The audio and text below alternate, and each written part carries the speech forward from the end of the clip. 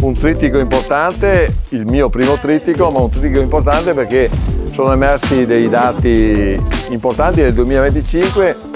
anche delle preoccupazioni per il 2026, ma con gli strumenti che riusciamo in termini di provvedimenti europei, governativi e anche regionali, riusciremo a dare delle risposte ai nostri